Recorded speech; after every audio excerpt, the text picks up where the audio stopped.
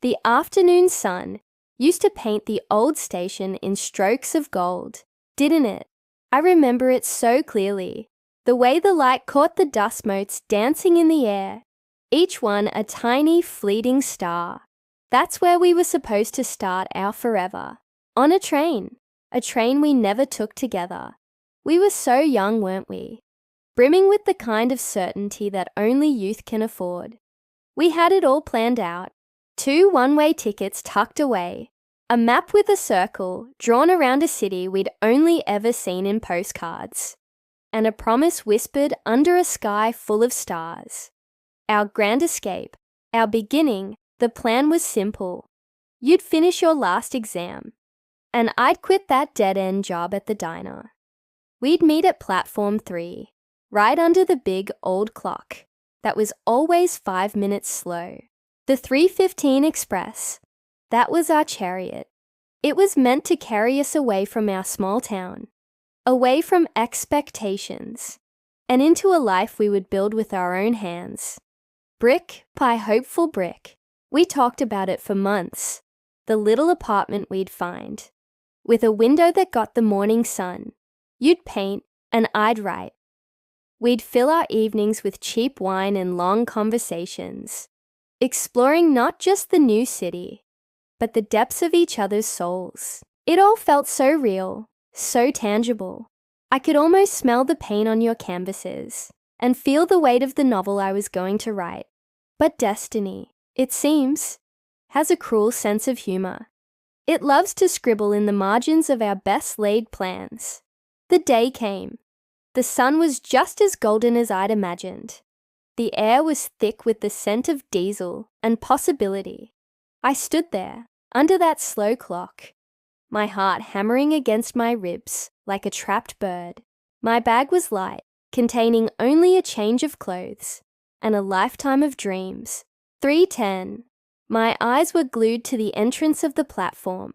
Any second now, you'd appear, breathless and smiling, that familiar sparkle in your eyes. 3:15. The train hissed as it pulled into the station, its metal body gleaming. People swarmed, a river of hellos and goodbyes. But still, no you. 3:20. The conductor shouted, "All aboard!" A knot of panic tightened in my stomach. I scanned the crowd, my hopes starting to fray at the edges. Where were you? 3:25. The train's horn blared, a mournful sound that echoed the ache starting to bloom in my chest. The doors slid shut, and as the train began to pull away, a slow metallic groan, a piece of me went with it. I was left standing on the platform, a statue of disbelief, clutching a ticket to a future that had just vanished down the tracks. There was no phone call, no letter, just silence. A vast, deafening silence that swallowed up all our whispered promises. The heartbreak wasn't a sudden crash. It was a slow, crushing wait. I went back to the diner, the clatter of plates, a constant, mocking rhythm. The town that was supposed to be our past became my inescapable present. Every corner held a ghost of you, of us. The park bench where we first kissed, the library where we'd hide from the rain, the station. I avoided the station like it was a graveyard. In a way, it was. It was the place where our future had died. Years went by. Life as it does, moved on. Not forward at first, but just on. Seasons changed. I eventually left that town, not on a train with you, but in a beat-up car by myself, seeking not a shared dream, but an escape from a memory. I built a different life, a good life, a life filled with new people and new places. The sharp edges of the pain softened into a dull, persistent ache, a quiet what-if that lived in the back of my mind. And then, one rainy Tuesday, in a city hundreds of miles from where we began, I saw you. It was in a small independent art gallery. I was just ducking in to escape the downpour, and there, across the room, you were standing in front of a painting. You looked different, of course. Time had etched new lines around your eyes, but they were the same eyes. The ones that held galaxies of emotion. My heart stopped. For a moment, I was 18 again, standing on that sun-drenched platform. You turned, and your eyes met mine. The recognition was instant. A flicker of shock, then a wave of something else, something I couldn't quite name. It was nostalgia, regret, and a ghost of that old affection. All rolled into one look. We talked, awkwardly at first, then with an ease that felt both foreign and deeply familiar. You told me what happened. A family emergency. A sudden crisis that had pulled you away. A situation so chaotic and consuming that by the time the dust settled, you felt you'd lost the right to come back. You were ashamed. You didn't know how to explain, how to bridge the chasm of silence you'd created. And I told you about my life, the path I'd carved out for myself. We stood there, two strangers who knew each other's souls, tracing the outlines of the lives we'd lived apart. The air between us was thick with the ghosts of who we were and the poignant reality of who we had become. It was emotional, a bittersweet symphony of might-have-beens.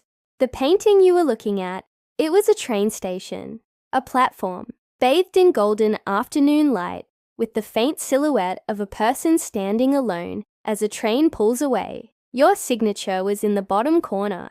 You called it the 3:15 Express. In that moment, everything came full circle. You had never forgotten. You had carried that moment with you, just as I had. You'd painted our heartbreak, turning it into something beautiful and sad. We never got our shared apartment, but you still painted. I never wrote that great novel, but I had written a life for myself. We had found our own ways to create, to survive. We didn't try to rekindle what was lost. Too much time had passed. We were different people, shaped by different joys and different sorrows. But as we said goodbye, this time for good, there was no heartbreak. There was just a quiet understanding, a sense of peace. Sometimes I think about that train, the one we never took together. It wasn't just a mode of transport. It was a symbol of a particular kind of love. A love full of youthful, fearless hope. And maybe some things aren't meant to reach their destination. Maybe their beauty lies in the journey they were supposed to take, in the dream of the ticket clutched in hand, in the poignant, enduring memory of the train that left the station, carrying our what-ifs into the horizon. Our story didn't end with us stepping onto a train together. It ended years later in a quiet art gallery, with a shared look of understanding. A cinematic silent acknowledgement that even though we missed our train, we both, in our own separate ways, eventually found our way home. Thank you so much for joining me on this little journey into the past.